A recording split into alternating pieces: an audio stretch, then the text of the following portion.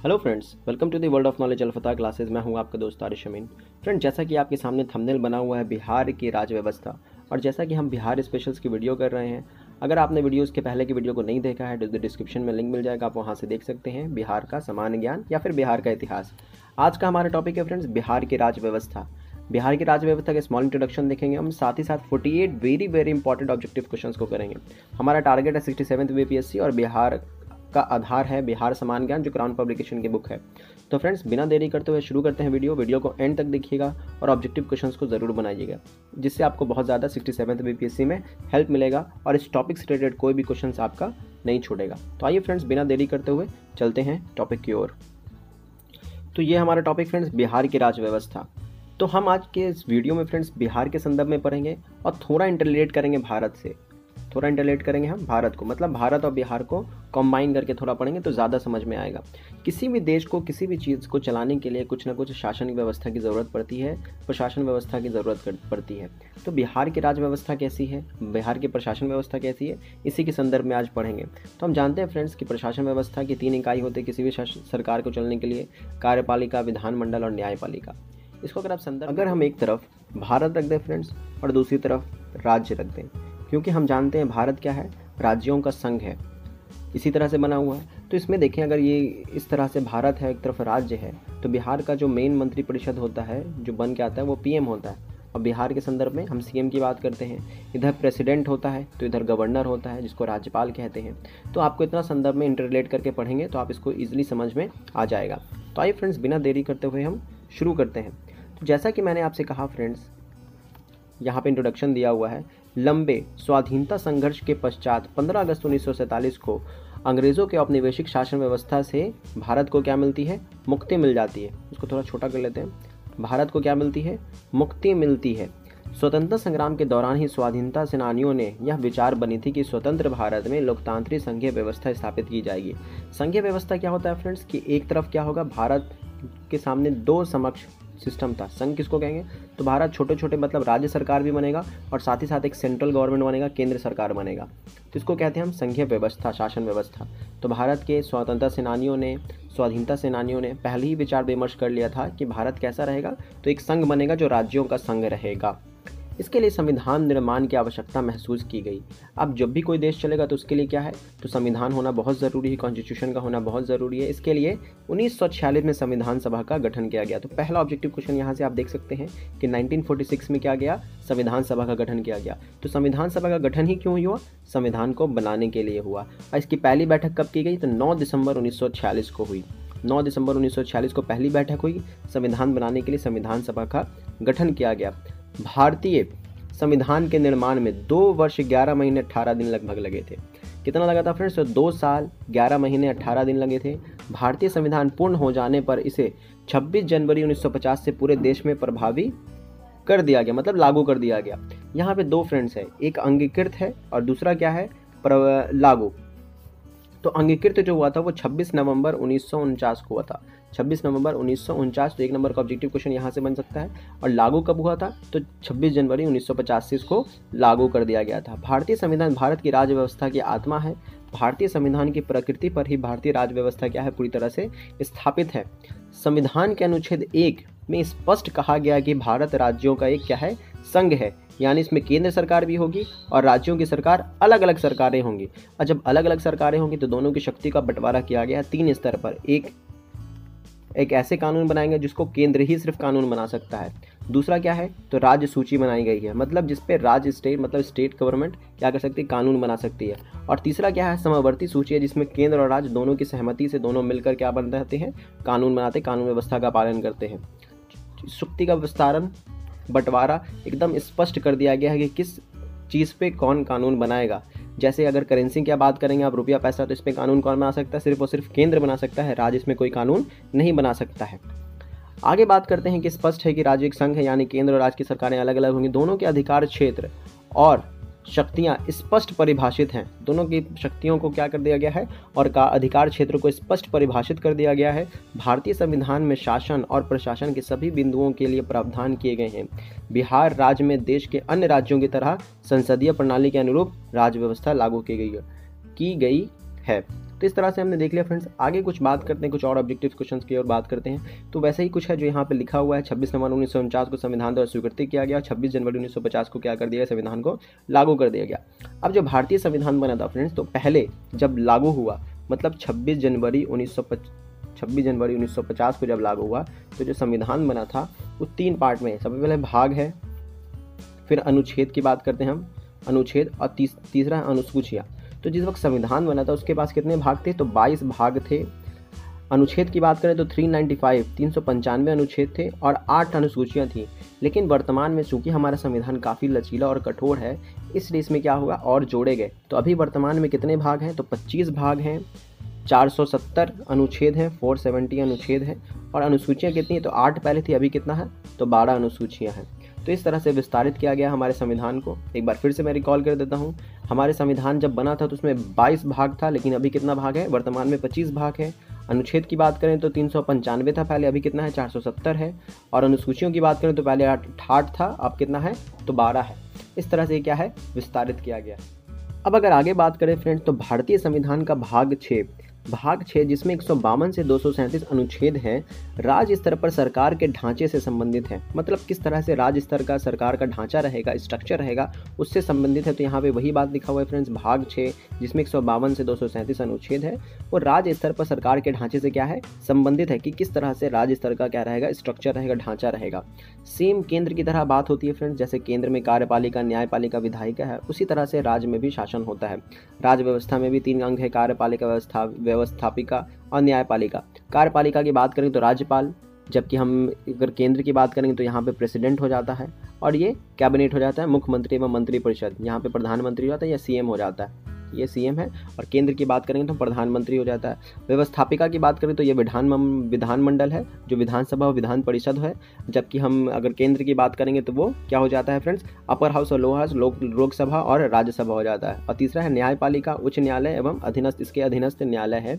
जबकि हम केंद्र में बात करेंगे तो सुप्रीम कोर्ट हो जाएगा, और इस तरह से काम करता है। तो हम जानते हैं फ्रेंड्स, कोई भी सरकार 3 प्रकार से डिवाइडेड होता है, 3 इकाइयाँ है, कार्यपालिका, व्यवस्थापिका और न्यायपालिका। केंद्र में भी सेम पैटर्न है और राज्य में भी सेम पैटर्न है। एक बात और आपको यहाँ पे बताऊंगा फ्रेंड्स, तो कार्यपालिका क्या होता है, सबसे पहले विधायिका क्या होता है, तो विधायिका कानून बनाती है, क्या करती है, कानून को बनाती है। कार्यपालिका इसको लागू करने में सहयोग करती है कि किस तरह से इसको इम्प्लीमेंट किया जाएगा, और न्यायपालिका इस कानून का देख रेख करती है कि कानून जो बना है उसका लागू सही तरीके से हो रहा है या नहीं हो रहा है। तो तीनों एक दूसरे के ऊपर अपना संबंध स्थापित करके रखती है, अपना कार्य स्थापित करके रखती है।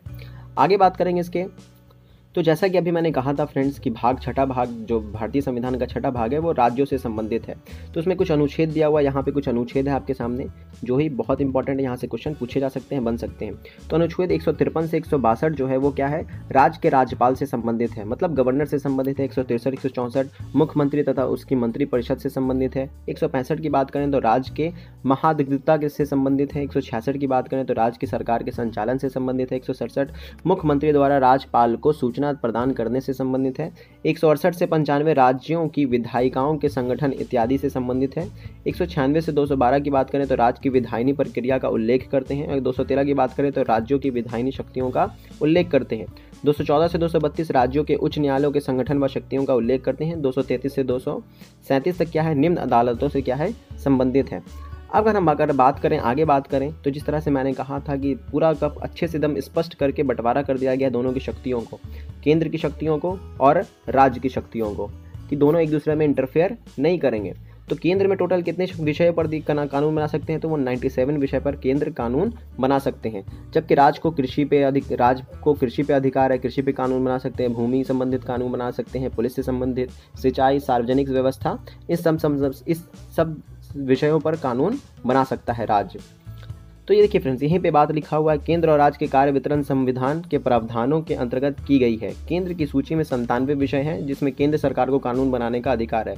दूसरी सूची सिर्फ राज्य के लिए है जिस पर वे कानून बना सकते हैं, जैसे कृषि, भूमि, पुलिस, सिंचाई, सार्वजनिक स्वास्थ्य, विधि व्यवस्था इत्यादि। तीसरी सूची की बात करें तो समवर्ती विषय की सूची है जिसमें केंद्र और राज्य दोनों मिलकर कानून क्या करते हैं, बनाते हैं। आगे बात करते हैं तो बिहार के संदर्भ में, तो बिहार में द्विसदनात्मक व्यवस्था है, मतलब विधानसभा के साथ साथ विधान परिषद भी है। बिहार के 38 जिलों में 243 विधानसभा निर्वाचन क्षेत्र हैं।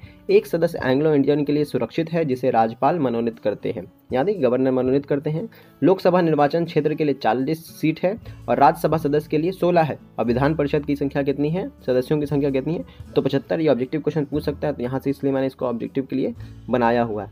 इस तरह से आप बात करें फ्रेंड्स, तो यहाँ पे लगभग फ्रेंड्स इंट्रोडक्शन का पार्ट कंप्लीट हो जाता है। अब हम ऑब्जेक्टिव क्वेश्चंस की ओर आते हैं और ऑब्जेक्टिव क्वेश्चन को बनाने की कोशिश करते हैं। फ्रेंड्स इसमें 3 टॉपिक है, एक कार्यपालिका, एक विधायिका, एक न्यायपालिका। तीनों का अलग अलग वीडियो आएगा, तीनों को स्पष्ट रूप से समझाया जाएगा। तो वीडियो को देखने के लिए आप हमारे चैनल को सब्सक्राइब करें और बेल आइकन को प्रेस करना ना भूलें, जिससे जैसे वीडियो अपलोड किया जाएगा आपको उसका ऑब्जेक्टिव क्वेश्चन या फिर उसका टॉपिक का पूरा बुक का समरी आपको वहाँ से मिल जाएगा, प्रोवाइड हो जाएगा। तो आइए फ्रेंड्स चलते हैं ऑब्जेक्टिव क्वेश्चन की ओर। तो ये है हमारा पहला क्वेश्चन फ्रेंड्स, भारतीय संविधान सभा का गठन कब हुआ? तो जैसे मैंने आपको बताया था फ्रेंड्स, 1946 में भारतीय संविधान सभा का गठन हुआ था। दूसरा क्वेश्चन है हमारा, भारतीय संविधान सभा की पहली बैठक कब हुई थी? तो पहली बैठक कब हुई थी? 9 दिसंबर 1946 को भारतीय संविधान सभा की पहली बैठक हुई थी। तीसरा क्वेश्चन है, भारतीय संविधान के निर्माण में कितना समय लगा था? तो 2 वर्ष 11 महीने 18 दिन लगा था। आगे बात करें क्वेश्चन नंबर 4, तो भारत गणराज्य भारतीय संविधान द्वारा प्रशासित होगी, संविधान सभा द्वारा इसकी स्वीकृति कब दी गई? तो स्वीकृति फ्रेंड्स, स्वीकृति पे ध्यान देंगे 26 नवंबर 1949, और जबकि लागू कब हुआ था? तो 26 जनवरी 1950। तो स्वीकृति पूछ रहा है तो 26 नवंबर 1950 का करेक्ट आंसर हो जाएगा। संविधान में कुल कितने भाग हैं? फ्रेंड्स संविधान में कुल कितने भाग हैं? जिस वक्त संविधान बना था उस वक्त उसके 22 भाग थे, अभी कितने भाग हैं? तो 25 भाग हैं।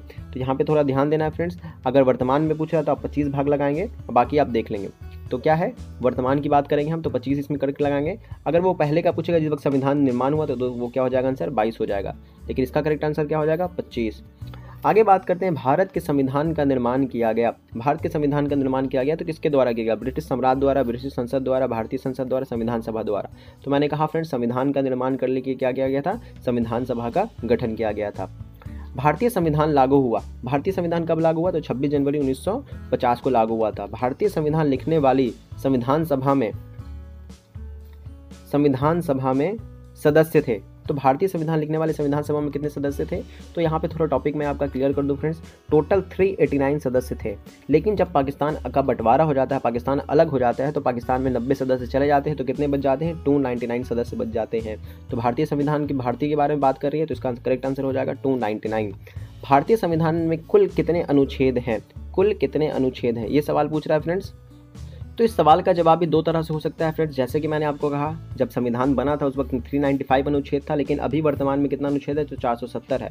जबकि ऑप्शन में 470 कहीं पे नहीं दे रहा है, लेकिन 395 दे रहा है, तो आप क्या करेंगे? 395 को टिक करेंगे।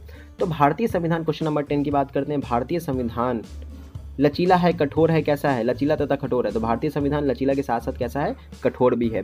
राज्य सरकार का प्रधान होता है, तो राज्य सरकार का प्रधान कौन होता है? ये हमारा 11 नंबर सवाल है। 11 नंबर सवाल का जवाब देखेंगे फ्रेंड्स, तो 11 राज्य का प्रधान कौन होता है? तो राज्यपाल, या जिसे गवर्नर कहते हैं।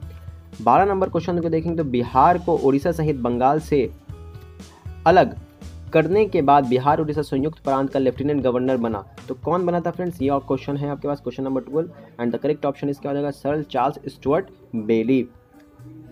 क्वेश्चन नंबर 13 की बात करेंगे, राज्य सरकार की इकाइयां हैं, तो राज्य सरकार की क्या इकाइयां? कार्यपालिका, व्यवस्थापिका, न्यायपालिका। तो क्या हो जाएगा correct option? Option number D, उपरोक्त सभी। क्वेश्चन नंबर 14 की बात करेंगे तो भारतीय संविधान का छठा भाग संबंधित है, तो छठा भाग किससे संबंधित है? मैंने कहा राज्यों से संबंधित है, तो option number B is the correct answer. Question number 15 की बात करेंगे तो भारतीय संविधान के छठे भाग के अनुच्छेद 16 से 164, सॉरी 16 नहीं है 163 यहाँ पे हो गया, 163 से 164 तक संबंधित है। किससे संबंधित है ये सवाल पूछ रहा है। इसका ऑप्शन देख लेते हैं, क्या है ऑप्शन? राज्य के राज्यपाल से संबंधित है, राज्य के उच्च न्यायालय से संबंधित है, राज्यों के मुख्यमंत्री तथा मंत्री परिषद से संबंधित है। तो 163 से 164 किससे संबंधित है फ्रेंड्स? 163 से 164 राज्य के मुख्यमंत्री तथा मंत्री परिषद से संबंधित है। नेक्स्ट क्वेश्चन देखते हैं, क्वेश्चन नंबर 16, थोड़ा इसको बड़ा कर लेते हैं। हाँ, भारतीय संविधान के छठे भाग के अनुच्छेद 153 से 162 तक संबंधित है, तो ये किससे संबंधित है फ्रेंड्स? तो राज्यों के राज्यपाल से संबंधित है, जैसे कि मैंने अभी डिस्कस किया आपके सामने। भारतीय संविधान के छठे भाग के अनुच्छेद 166 संबंधित है, तो 166 किससे संबंधित है फ्रेंड्स? तो राज्यों के सरकार संचालन से संबंधित है कि किस तरह से सरकार चलेगी। अगला बात करते हैं क्वेश्चन नंबर 18, अनुच्छेद 213 में उल्लेख है। अनुच्छेद 213 में किसका उल्लेख है? तो राज्यपाल की विधायिनी शक्तियों का उल्लेख है। अनुच्छेद 167 संबंधित है, तो अनुच्छेद 167 किससे संबंधित है फ्रेंड्स? तो अनुच्छेद 167 मुख्यमंत्री द्वारा राज्यपाल को सूचना प्रदान करने से संबंधित है। अनुच्छेद 196 से 212 तक में उल्लेख है, तो किसका उल्लेख है फ्रेंड्स? राज्य की निम्न अदालतों से संबंधित उल्लेख है, तो option B is the correct answer हो जाएगा। 21 की बात करें तो केंद्र की सूची में कितने विषय जिसमें केंद्र सरकार को कानून बनाने का अधिकार है? तो 97 विषय हैं। दूसरी सूची किससे संबंधित है? तो दूसरी सूची किससे संबंधित है फ्रेंड्स? तो राज्य सरकार से संबंधित है। तीसरी सूची समवर्ती विषयों पर संबंधित है जिस पर कानून बनाने का अधिकार किसको है? तो हमने देखा था फ्रेंड्स किसको है, तो दोनों का है, तो संसद और विधानमंडल दोनों का है। बिहार के 38 जिलों को कुल कितने विधानसभा निर्वाचन क्षेत्रों में डिवाइड किया गया है? 243 है फ्रेंड्स।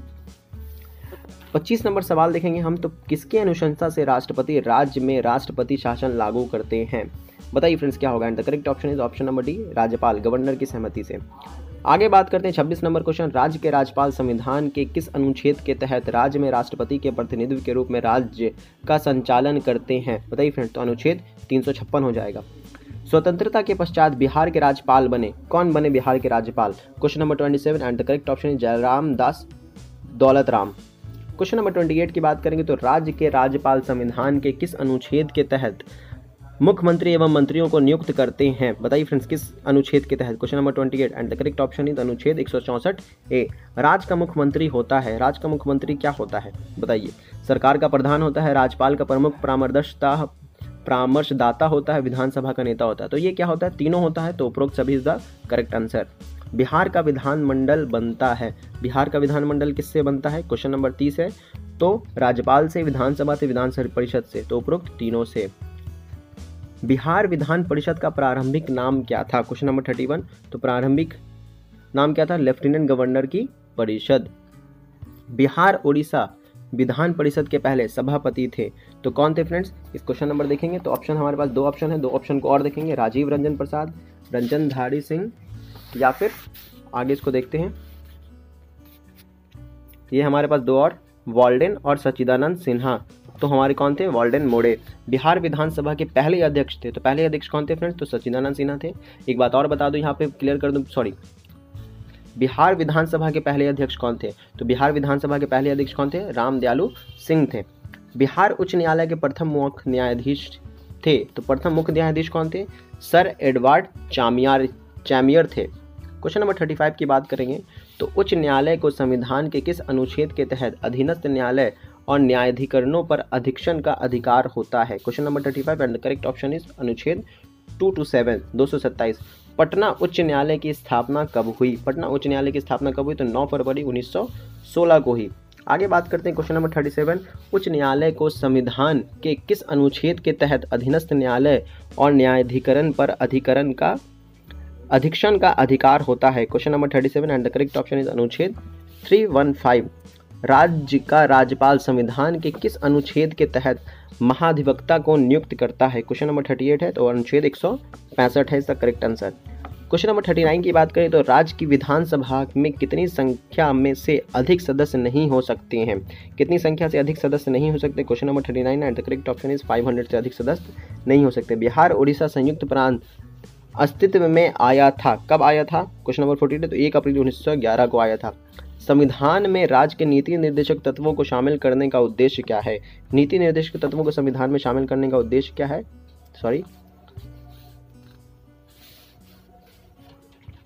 तो क्या हो जाएगा? सामाजिक आर्थिक लोकतंत्र की स्थापना करना, करेक्ट आंसर।